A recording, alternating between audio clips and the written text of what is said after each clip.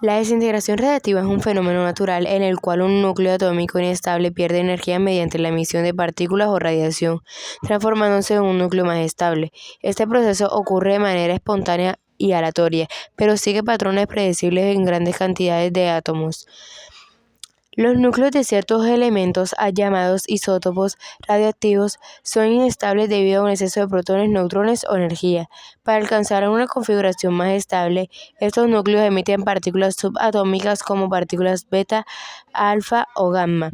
El proceso de emisión cambia la composición del núcleo, lo que puede resultar en la transformación del elemento en otro diferente o a menudo más estable. Decaimiento exponencial. La desintegración radiactiva sigue una ley de decaimiento exponencial, lo que significa que la cantidad de isótopos radiactivos presentes disminuye en una proporción constante con el tiempo. En un intervalo de tiempo específico conocido como vida media, la mitad de los núcleos radiactivos en una muestra se desintegra. Esta vida media es única para cada isótopo y puede variar desde fracciones de cada segundo hasta millones de años. Tipos de emisiones radiactivas. 1. Partículas alfa. Son núcleos de helio. Este tipo de desintegración ocurre en elementos pesados como el uranio o el polonio. Partículas beta. Son electrones emitidos cuando un neutrón se convierte en un protón o viceversa. 3. Radiación gamma. Es una forma de energía electromagnética de alta frecuencia, liberada cuando un núcleo cambia de un estado energético más alto a uno más bajo. Las radiaciones alfa recorren una distancia muy pequeña y son detenidas por una hoja de papel o la piel del cuerpo humano. Las radiaciones beta recorren una distancia en el aire de 1 metro aproximadamente y son detenidas por pocos centímetros de madera o una hoja delgada de metal. Las radiaciones gamma recorren ciertos metros en el aire y son detenidas por una pared gruesa de plomo o cemento. En el fenómeno de la desintegración radiactiva, la función exponencial describe cómo la cantidad de un isótopo radiactivo disminuye con el tiempo. La cantidad restante de átomos en un momento dado, n de t, se expresa como n de t es igual a n sub 0 por e elevado a la menos y por t, donde n sub 0 es la cantidad inicial de átomos, y es la constante de desintegración y t es el tiempo transcurrido. Este decaimiento es exponencial porque la tasa de pérdida de átomos es proporcional a la cantidad que queda. A medida que pasa el tiempo, la cantidad de átomos disminuye más lentamente, creando una curva que nunca llega a cero. Por otro lado, las funciones logarítmicas se aplican para encontrar el tiempo necesario para que una cantidad se reduzca a un valor específico. Por ejemplo, si sabemos cuántos átomos quedan y queremos encontrar el tiempo transcurrido, podemos usar el logaritmo natural para despejarte. La gráfica muestra cómo la cantidad de átomos radiactivos disminuye con el tiempo de manera exponencial. Al inicio, la cantidad de átomos es alta, pero conforme pasa el tiempo, los átomos se desintegran rápidamente, al principio y luego más lentamente, acercándose a cero pero sin llegar a desaparecer completamente. Los puntos rojos y verdes en la gráfica destacan momentos específicos en el tiempo.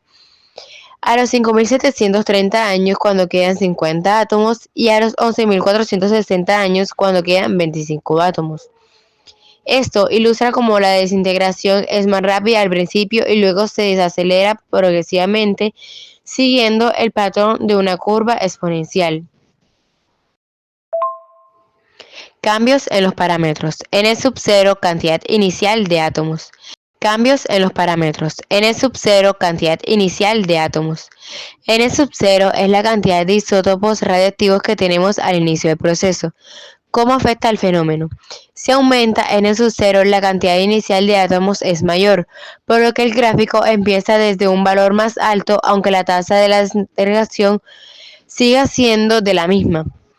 Habrá más átomos en total en cada momento. Si disminuye N sub 0, el proceso comienza con menos átomos, por lo que el gráfico empieza desde un valor más bajo, aunque el patrón de desintegración no cambia. Ejemplo, si empieza con 200 átomos en lugar de 100, seguirán desapareciendo la mitad en cada vida media, pero tendrás el doble de átomos en cualquier punto del tiempo en comparación con n sub 0 igual a 100. Y es la constante de la desintegración y está relacionada con la vida media del isótopo. ¿Cómo afecta el fenómeno? Si aumentas Y, los átomos desaparecen más rápidamente. La curva de la gráfica se vuelve más pronunciada y desciende más rápido. Si disminuyes Y, la desintegración ocurre más lentamente. La curva se aplana y tarda más tiempo en reducir la cantidad de átomos. Ejemplo, si la vida de media es de 100 años en lugar de 5.730, la desintegración será mucho más rápida y en pocos años perderás la mitad de los átomos. Si la vida media es de 10.000 años, la desintegración será mucho más lenta y los átomos se mantendrán por más tiempo. 3. T es el tiempo que ha pasado desde el inicio de la desintegración. ¿Cómo afecta el fenómeno? Conforme el tiempo avanza, la cantidad de átomos restantes disminuye de manera exponencial, acercándose a cero pero sin llegar a desaparecer por completo. Cambiar el intervalo de tiempo afectará cuánto se desintegra, pero siempre de manera gradual. En resumen, n sub 0 afecta la cantidad inicial pero no el ritmo de la desintegración. Y afecta cuán rápido ocurre la desintegración. El tiempo determina cuántos átomos quedan en cualquier momento dado. Un determinado material radiactivo tiene una vida media de 5.730 años. Si se comienza con una muestra de 100 átomos de este material, ¿cuántos átomos quedarán después de 5.730 años? ¿Cuántos átomos quedarán después de 11.460 años? Imagina que tienes 100 átomos radiactivos. Esos átomos no se quedan así para siempre. Con el tiempo se desintegran, es decir, van desapareciendo poco a poco. La regla que sigue es que cada tiempo la mitad de los átomos desaparece. En la primera pregunta, el tiempo tarda en desaparecer la mitad de estos átomos que se llaman vida. En este caso, imagina que la vida media de tu material es de 5.730 años. Entonces, si empiezas con 100 átomos que llamamos n sub 0, después de 5.730 años solo quedan 50 átomos. Después de más tiempo, si esperas otros 5.730 años, que en total serían 11.460 años, de los 50 que te habían quedado, la mitad desaparece de nuevo, así que ahora solo tienes 25 átomos. Junto a este ejercicio tiene una fórmula matemática muy precisa que podemos describir así. N de t es igual a n sub 0 por e a la menos y por t, donde n de t es la cantidad de isótopos que queda en el tiempo. N sub 0 es la cantidad inicial de isótopos, que en este caso es 100. E es una constante que usaremos en ese ejemplo. Y es la tasa en la que desaparecen los átomos y T es el tiempo que ha pasado. Después de 5.730 años tenemos 50. Después de otros 5.730 años, que serían los 11.460 años, tendremos 25 átomos. Y si esperas más, siempre perderás la mitad de lo que te quede, pero nunca llegarás a cero de golpe. Las funciones exponenciales y logarítmicas son esenciales para comprender el fenómeno de la desintegración radiactiva, ya que describen cómo la cantidad de átomos radiactivos disminuye con el tiempo. La función exponencial refleja que la desintegración no ocurre a una tasa constante, sino que es más rápida al principio y se va ralentizando.